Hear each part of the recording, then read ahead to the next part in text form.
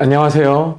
법무법인 센트로의 이희창 변호사입니다. 사립유치원은 사립학교법에 따른 사립학교에 해당하고 유아교육법에 따라 사립학교를 설치 경영하는 사인은 사립학교 경영자입니다. 사립학교법 제28조 및 동법 시행령은 학교 교육에 직접 사용되는 학교법인의 재산 중 교지, 교사, 체육장 등은 이를 매도하거나 담보에 제공할 수 없다고 규정하고 있고, 사립학교법 제51조는 사립학교 경영자에게도 학교법인에 관한 사립학교법 제28조 제2항을 준용한다고 규정하고 있으므로 사립유치원의 경우 매도 청구의 대상이 되는 것인지 의문이 들 수 있는데, 결론부터 말씀드리자면 매도 청구의 대상이 된다고 볼 것입니다.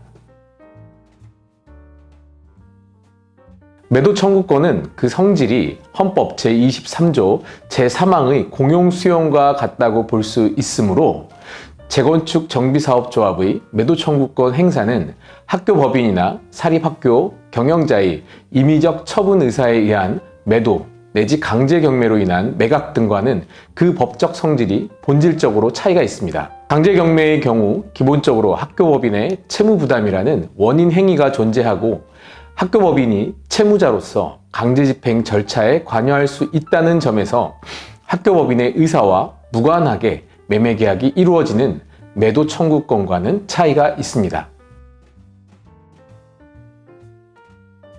광주고등법원은 예컨대 조합 등 사업시행자가 관계법령에 따라 재건축에 참가하지 않는 자의 재산권에 대한 매도 청구권을 행사함에 따른 소유권 변동은 학교법인의 처분 행위에 의한 것이 아님이 명백하다고 볼 것인바, 사립유치원은 매도 청구의 대상이 된다고 판단하였습니다. 만약 유치원 부지에 관한 매도 청구권 행사가 허용되지 않는다고 하면 그 부지를 포함한 재건축 정비사업 자체가 불가능해질 수 있고, 이는 일정 규모 이상의 구분 소유자나 토지 소유자의 동의가 있으면 재건축 사업의 진행이 가능하도록 한 도시정비법의 입법 취지에 반한다고 볼 것입니다. 나아가 매도 청구권의 행사에 있어 교육감의 인가는 그 효력 발생 요건이 아니라고 보았습니다. 특히 유아교육법은 유치원을 폐쇄하거나 위치 등 중요사항을 변경하는 경우 인가를 받도록 하고 있을 뿐이지, 유치원의 교육에 사용 중인 부동산의 처분 자체에 인가를 받도록 규정하고 있지 않으며, 유치원 폐쇄 등의 인가를 받기 전에 유치원을 운영 중인 부동산을 처분한다고 해서 그것만으로 처벌을 받거나 그 사법상 효력을 무효로 하는 등의 규정은 없으므로 교육감의 인가가 그 효력 발생 요건이라고 볼 수는 없다고 보았는데, 결국 사립유치원도 매도 청구의 대상에 해당한다는 것입니다. 대법원 역시 유아교육법은 유치원을 폐쇄하거나 위치 등 중요사항을 변경하려는 경우 교육감의 인가를 받도록 하고 있을 뿐, 유치원의 교육에 사용 중인 부동산의 처분 자체에 관하여 인가를 받도록 규정하고 있는 것은 아니라는 이유로 교육감의 인가를 매도 청구권 행사의 효력 발생 요건으로 볼 수 없다고 판단하였습니다. 다만 집행의 과정 등을 고려한다면 유치원의 폐원을 고려하지 않을 수는 없을 것입니다.